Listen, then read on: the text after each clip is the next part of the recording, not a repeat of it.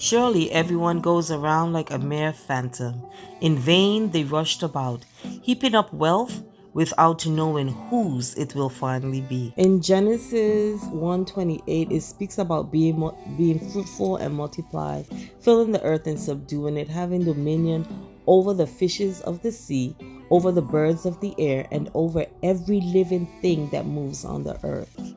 Know that God has already given us dominion over everything. So if He has given us dominion over everything, why go and seek things without having Him in the midst of it? He must be in the midst of everything that we do. Otherwise, these things will not have prosperity behind of them. They will not have longevity in your lives. They will actually bring more harm to you than they would good. So seek God in everything that you do.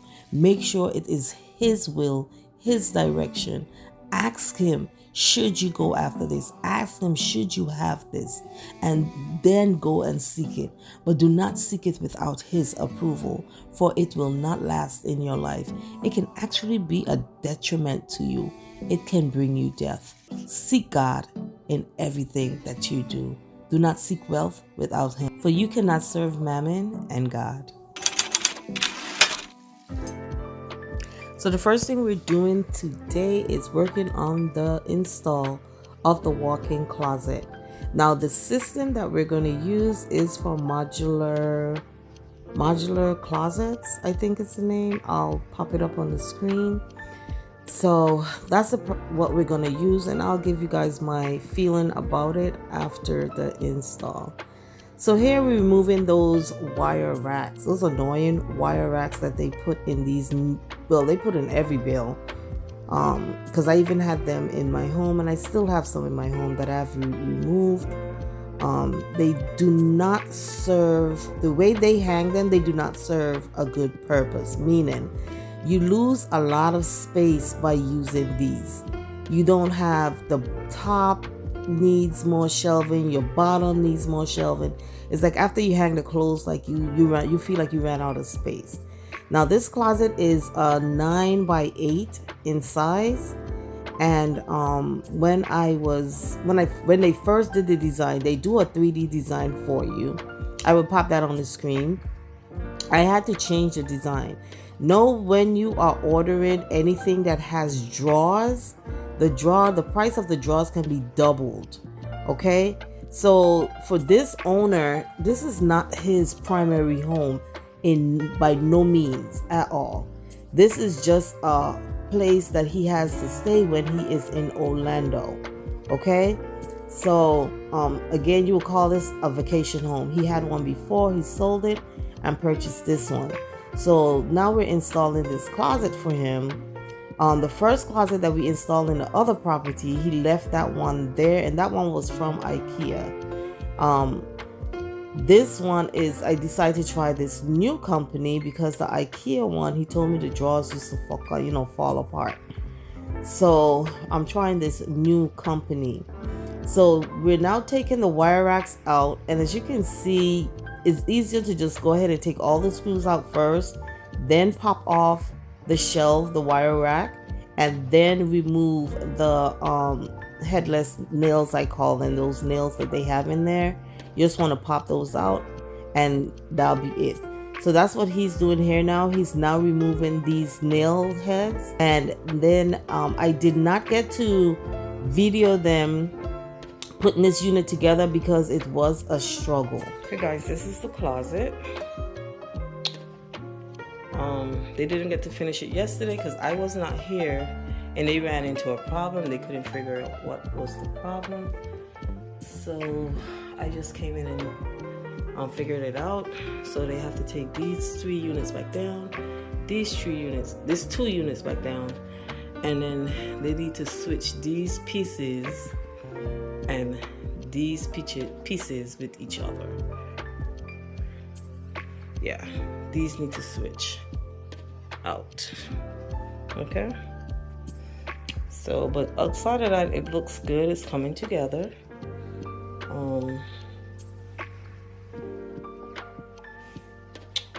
Would I recommend it? I guess I would, but my thing is, these the company didn't send good instructions, and I had to kind of like email them about it, and that's how it was fixed. Well, it still wasn't fixed because they sent the instructions too late, so we had to mentally figure out how to install these units.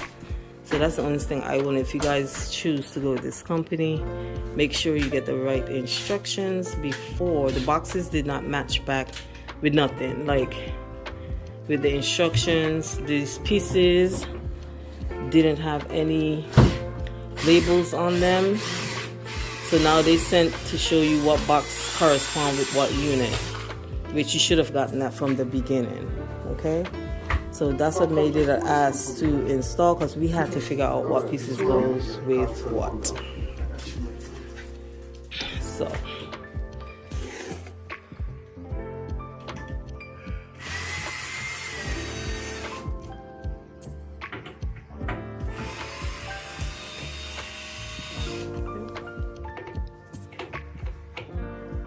So guys, here is a look of the final install of the unit in the walk-in closet. Yes, it was a struggle to install, but it did turn out nice. I won't know how the wear and tear of it will be until he starts to actually use it. For the IKEA one to be falling apart, for that being a vacation home and not being used often, that was not a good thing. So let's see how this one actually works out, okay?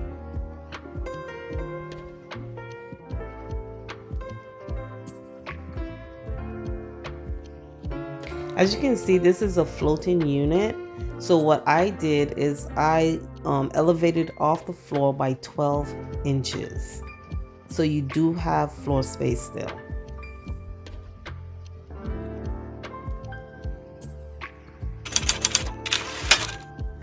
On to the install of the 3D panels in the bathroom. So the owner requested these. So sometimes the owners request certain things and you have to make it work with your design. Now this design is very minimalistic. It is very monotone. So I didn't want to put white in here because the bathroom is very white. But I want when you're sitting out there and you look in, there's something interesting to look at. And the white was not going to do it. So we decided to go with that one accent wall that is going to be black. So that is what he's installing. These panels are very easy to install. They are like a PVC material. I did purchase them from Amazon. And you just have to put the adhesive on the back in the corners and you stick them up on the wall. You only need the adhesive, you need a box cutter to make your cuts, and that's it. It's a pretty easy install. My installer is very particular, however, and he did not like to see the seams, so he got some black caulk and he caulked every seam so that everything would look seamless and you would not see any of the white adhesive or anything that was going on the wall. Because of course when you put the adhesive on it and you press it on, it's going to kind of spread out and get in between the grooves, okay? So he is very diligent in the things that he does. I really appreciate that. He has so much pride in his work.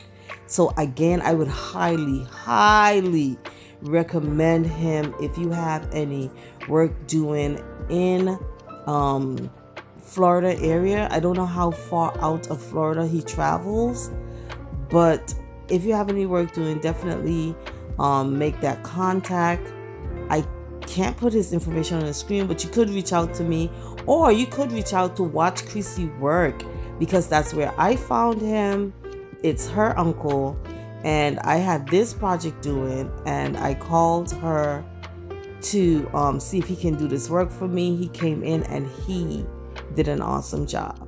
So I definitely would recommend him to do your projects. And he is not lazy, y'all. He is not lazy. You do that neat, man. I never expect you to forget that also. You're bad. You know Michael Jackson, but you're bad. Oh wow. Nice, nice, nice.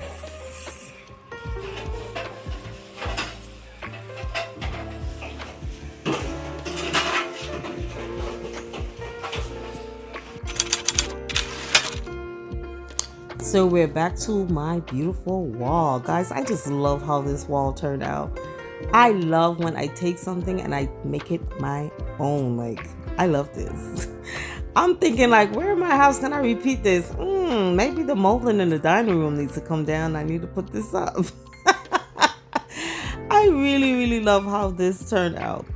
So after we did all of this, Babe went through and he did all of the caulking, filling all of the nail heads. He's the perfect person to do stuff like that because he's very detailed. Okay.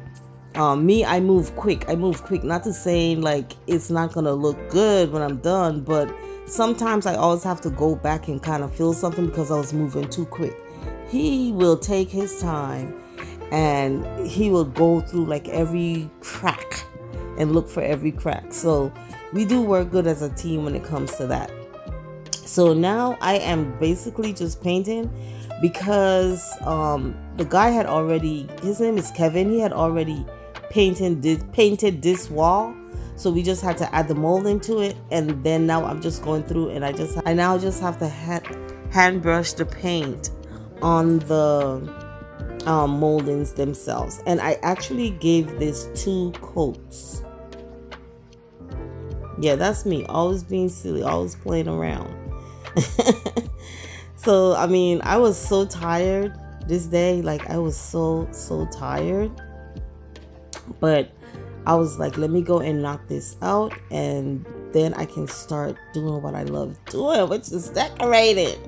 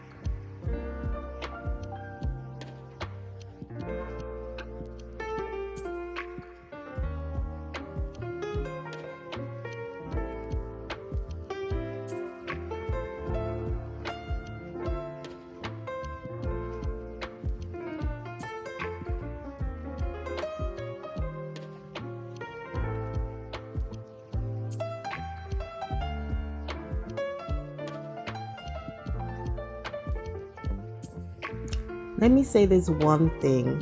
When you are doing this type of painting, guys, do not buy those cheap brushes from Home Depot and Lowe's, the brown ones that is like $1 something.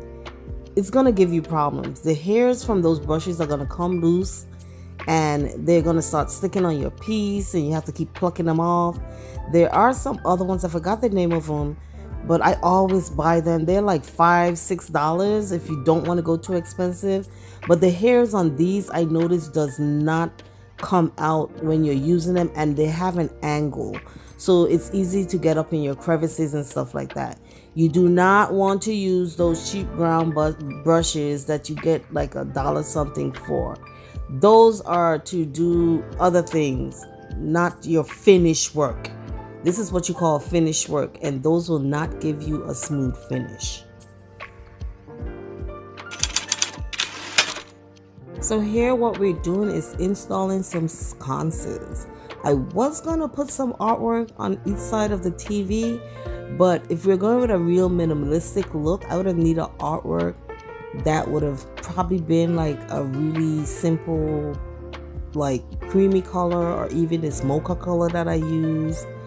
It would have just need to be very, like, not even popping out. So I decided to use lights instead, and I got these lights from Amazon. So that's where I got these from. They are battery operated and they can also be hardwired.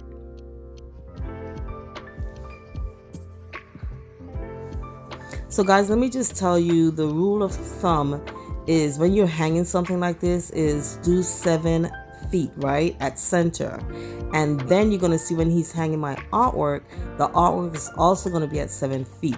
So you're watching at how your eye will travel from one part of the room to the next. So as you go across, you should be hitting that 7 feet. So here it is with the lights, installing them. They take batteries, and you just put in the batteries and that's it.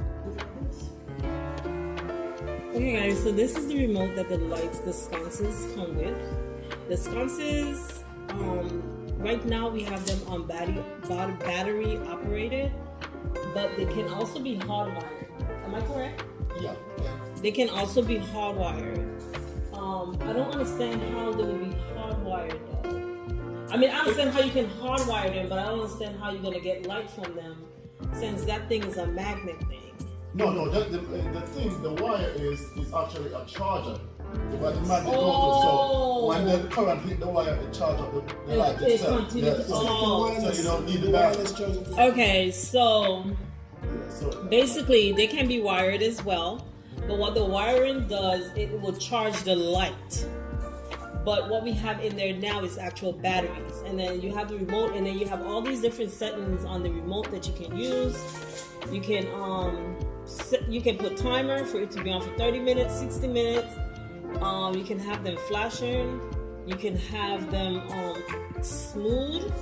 I guess what is on now right now is smooth. You can increase whether you want warm lights to daylight on there. So it has like a lot of different settings. Okay. Babe, did you? This battery. Is this working? So, as you guys see, you gotta be pretty close. And is it changing? Oh, so you can change the color.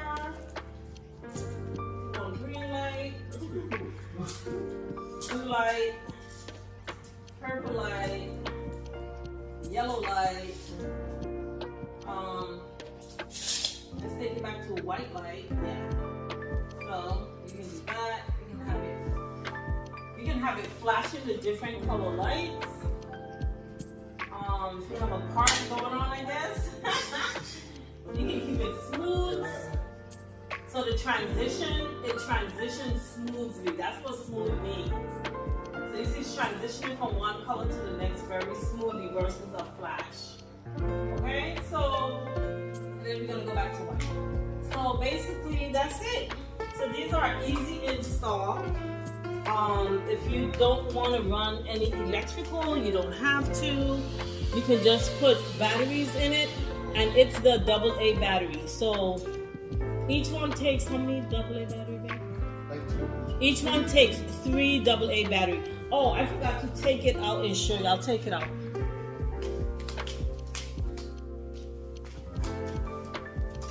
So basically, you just grab this thing, you pull it down, it connects up there like a magnet.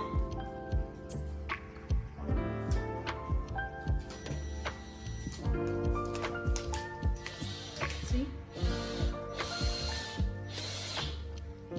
That's it.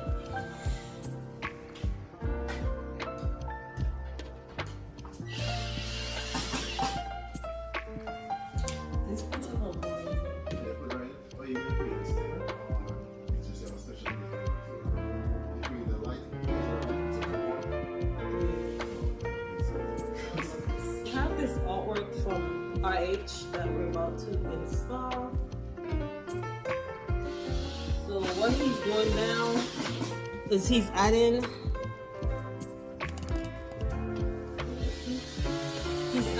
a cleat to the back of the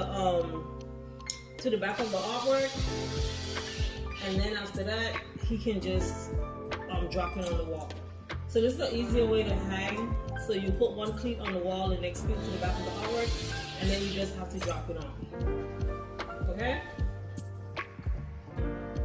And then on top of this is gonna have a picture light, but that picture light is has to be hardwired.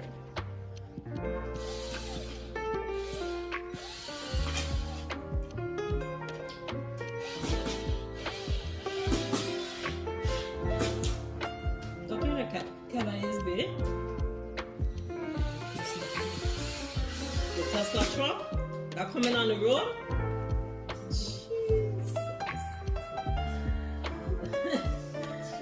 Jesus.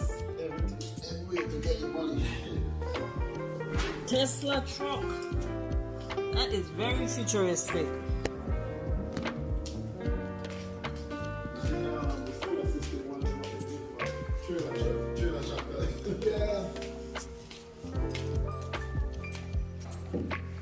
This piece is damaged. I don't know if this can be fixed or not, but this is damaged. And when the thing comes off, it turns white. So that tells me that they had a thin veneer over this. So it's the veneer that's now peeling off. Okay.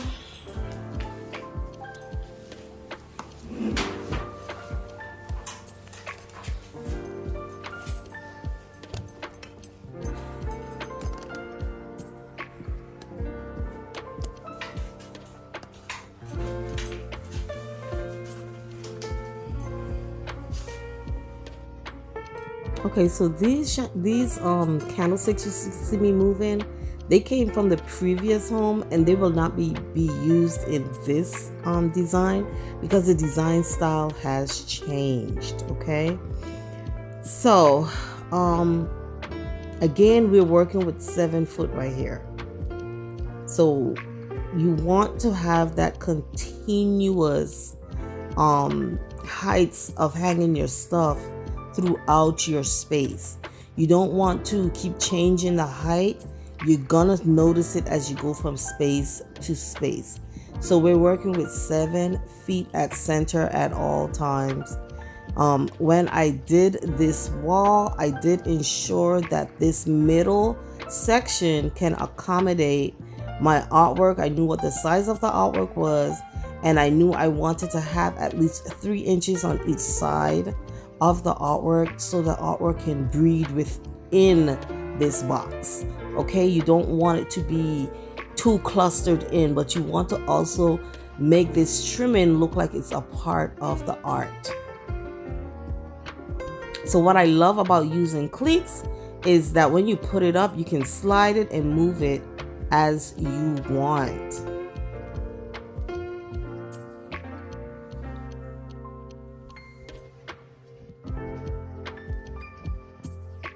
And what I like about him, what I've learned with him, is that he would put something up, not go drilling all of the holes, but just enough for him to see if things level. Then he will try the piece. He would see if it works, and if it works, then he will go back and he will do the final screwing in of everything and then hanging the piece.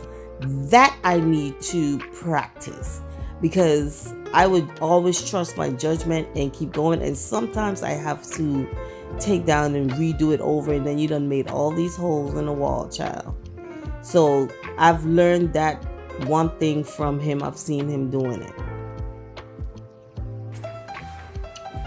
Okay guys, the light is up. This one is hardwired, and now we're about to put the artwork up.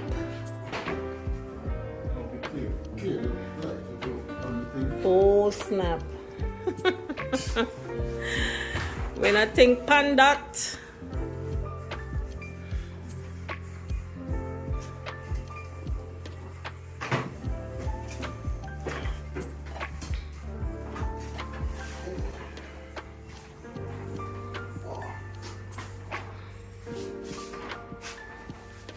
They come help you?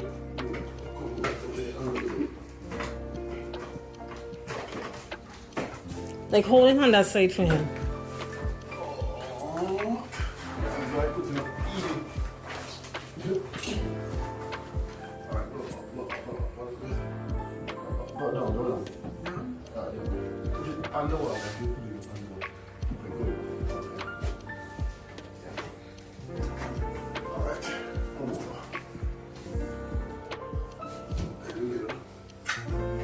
No, you gotta go a little bit too, yeah.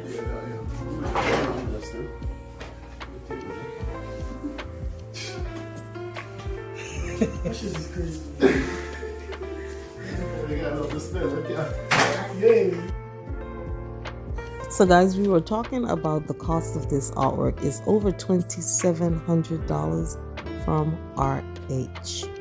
So of course it needed to get its own picture light, and that picture light needed to be hardwired. So the picture light has an on and on switch on it. This house does not have crawl space, so he did have to do it through the receptacle. So there's no on and off switch on the actual wall itself.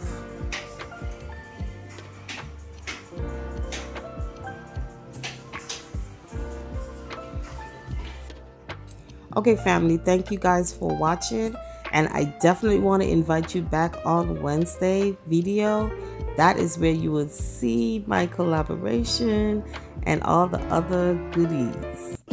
Always remember, never let your budget dictate your style, but create a space that you love. Design for life.